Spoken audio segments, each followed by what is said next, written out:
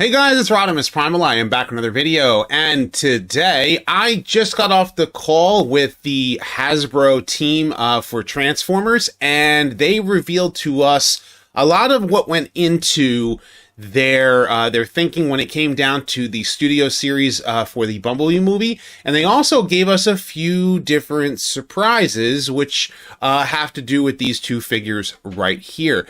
They also showed us a couple of extra little fan tidbits when it comes down to Kingdom Wave 5 and why that is the way that it is. So without further ado, let's sit back, relax, make sure you're subscribed to the channel, and let's transform and roll out.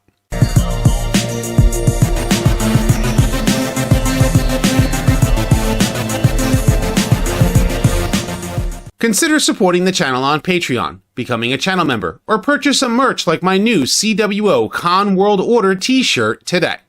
Okay, so like I said, I got invited to the call again this time around, and they showed us a lot more of the Studio Series, and what they were talking about with Studio Series in particular is the fact that they are trying to go further into some of the Transformers from the live-action films, and to try and deliver alternate modes, maybe for Transformers who never got an alternate mode before, and even expand more into Studio Series as the line progresses, because, you know, let's face it, you can only do so many, Transformers within the same, universe, because there's a finite number of Transformers in the live-action films. But one of the cool things was they got to show us some of the promotional material when it came down to what went into the vehicle modes, and what they decided to do with, like, all of the Transformers in that opening sequence for Bumblebee.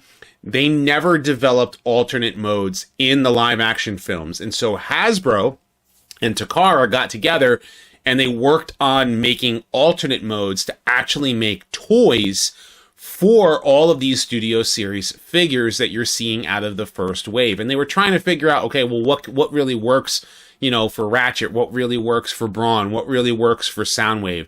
And I'll get into that. Like here for Ratchet in particular, obviously they went for a Cybertronian style of a transport vehicle, and that's exactly what he turns into. And I think they did a pretty good job. For Wheeljack, they seemed like they were really trying to take the concept of maybe trying to incorporate his Earth mode, which is a Lancia Stratos from G1 Wheeljack, and try to incorporate that with a Cybertronian mode and still give it that live action aesthetic. And they had to add tires to it because they figured, okay, well, do we add tires? Do we make him a hover car? And, trying to figure out what would work best as an alternate mode for him. And what they came up with is they actually made him more of a car, and he still kind of has that dome feel for it by incorporating some of that G1 cartoon while still being, technically speaking, live action. And for Brawn, they were looking at him and going, he looks like a turtle. How do we figure out how to make him transform, right? How do we take that design and try to turn a vehicle mode out of it? And I think they came out with something pretty cool. The drill, they actually confirmed that the drill itself that is on the front of the vehicle, which you can add when I show you guys the images of the toys, which you've already seen them, right? They actually confirmed that it is from the G1 cartoon, because that is something historically that Brawn has had, and having a different style, helmet versus his G1 cartoon was kind of what they were going for too, like kind of giving like a little bit like that Bumblebee aesthetic, that G1 aesthetic, that live action aesthetic, a little bit of mix of all of that in to get this particular Transformer. Now for Soundwave, what they were trying to do was trying to make it where, and first and foremost, they actually confirmed that I think they said that the actual piece that becomes the windshield of this weird vehicle is a different window than Soundwave.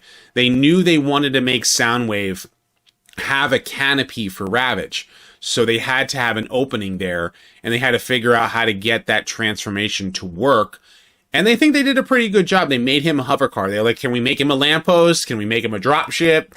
And how can we still keep that Bumblebee design? Now, they got the designs directly from ILM. So ILM sent them the CAD files for the Bumblebee movie, for the robot modes, And so because they had them, they were able to then go back to the drawing board and design vehicle modes out of the CAD files for those robots. And that's basically how they actually did it.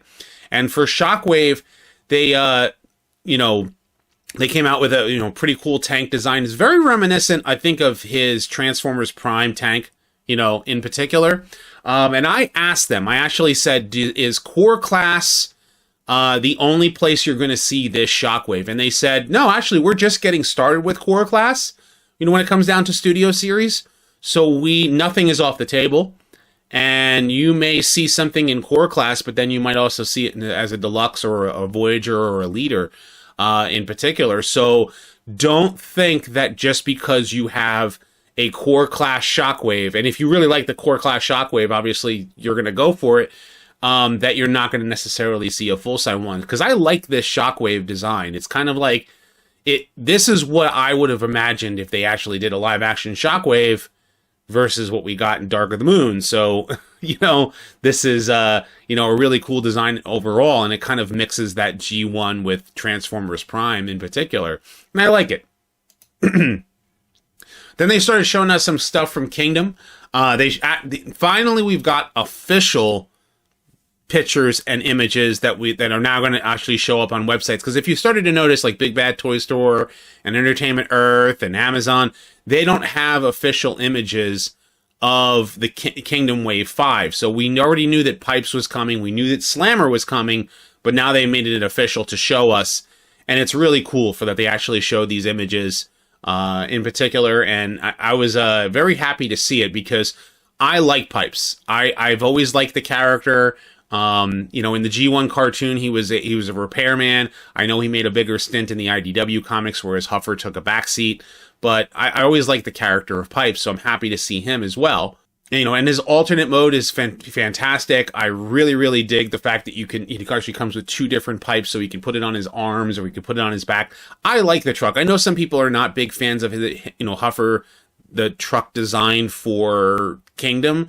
I really dig it. I really dig the truck mode in particular myself. Slammer was one I was really excited about because I wanted to see more, how you're able to use this particular toy. It is confirmed that Slammer is the torso of him is a reuse of Airwave, which is one of the weaponizers, I believe is what they said. And, because I've been kind of going back and forth, okay, which one is it? Which weaponizer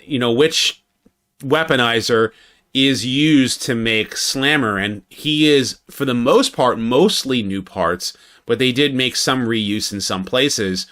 And his, he has a chainsaw there. Of course, he's got his blaster. He never had a robot mode. They said that they look at fan art, they look at like different people's designs and stuff when thinking about how would a character who never had a previous alternate mode before come up with an alternate mode. So they basically confirmed to us that they look at what fan input gives. And I even said to them, I said, it's really appreciated that you guys are just as much fans, so you get to see how we get excited about this stuff and how you get into designing this stuff. It was very much appreciated because the design folks at Hasbro, they're really trying to make the best out of these toys. Now, mind you, there are some, issues with some particular Transformers toys. Of course, I had to make my own Blue Streak, which I did show them. I said, I actually made this because of what happened to my broken Blue Streak. So, it is something that happened. And, so I actually told them about it and, how we come up with our own ways of trying to repair stuff, fix stuff, customize stuff. They like the idea. I showed them the customs that I've done and what have you. So it was kind of neat to actually have that back and forth conversation. He also showed that Slammer does have a tower mode. This was cool. He transformed it. It does have an actual tower mode, and it has connecting ports. And those connecting ports can directly, hey, there I am, can directly, because here I'm trying to look at the screen. I'm like, oh, let me. This was, the actual tower mode for Metroplex. So if you have Thrilling 30 Metroplex, you can connect Slammer to him. And I said, maybe we might be able to see Slammer show up again. I mean, not Slammer, Metroplex show up again, because some fans might not have been able to get him. They might have missed him, and they didn't give me an answer. So I was hoping, I honestly was hoping that they would have done something that maybe would have given us more to do with that. So, seeing Slammer overall it's a welcome addition. And the next addition that I wanted to show you guys that has to do with the two toys right here. And that is, of course, this is Rodimus Prime and Arcee. Of course, my customized Earthrise and my customized Kingdom Rodimus. But there is a core class Hot Rod with the Sword of Primus. And there is a Studio Series Bumblebee Arcee. And they showed us the design photos. In particular, here is, Arcee, like the design for her. And you can see all of her in her glory, and she looks awesome. They gave her a really cool, they actually said Tron-esque motorcycle mode, using that same robot design that you have, and they still kept the things on the back, and they still kept like all of the cool things from this particular robot and how it was designed, and incorporated that into a vehicle that really works for a live action Arcee. It's from the Bumblebee movie. That's why I'm thinking that. And she looks awesome. She actually looks fantastic. We got to see her in, posing, and you could see like the wheels on the back. They actually incorporated that. They made sure she had her back. She has two blasters. This is as close as we can probably get to her face. I was trying to really look to see what her face looked like in particular. And as I'm sitting there looking at her face, I'm like, okay, I want to see how much detailing is in that design. Like, did they try and smooth out the face, or did they really sculpt more of that live action, Arcee in particular? Because I was just curious about how she was going to turn out. I think she came out really good.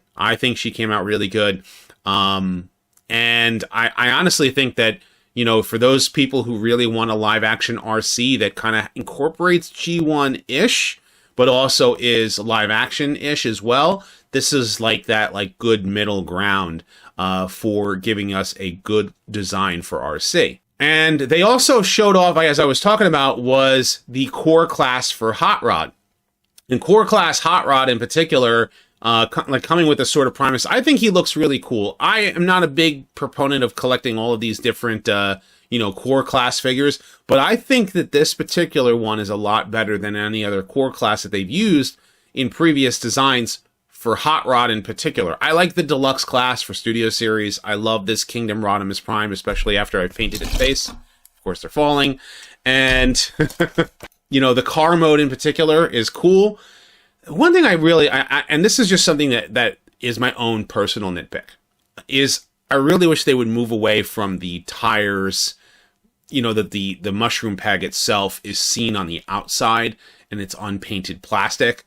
I'm really not a fan of that, but for it being core class, I guess that's okay. Also, and the spoiler itself is removable, so you can take that spoiler and you can use it as a shield or an axe or a weapon of some sort, and you can attach it to the sword itself. So you can basically really weaponize him as well.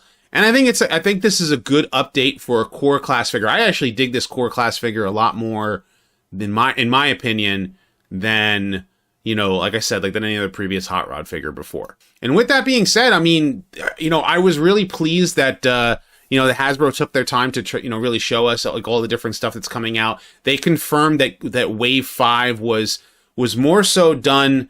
The reason why there is a Wave 5 for Kingdom is because they wanted to launch Legacy at a clean point. That was one of the things that they said. They also said that the reason why that's the reason why they extended Wave 5. They kind of, made some of the figures come out when they did.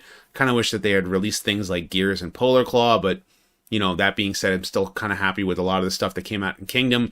But maybe we might see it in Legacy. Who knows? They didn't reveal anything else in particular to us. It was just really nice to see a brand new Arcee figure done for live action that a lot of people can be excited for and are happy about.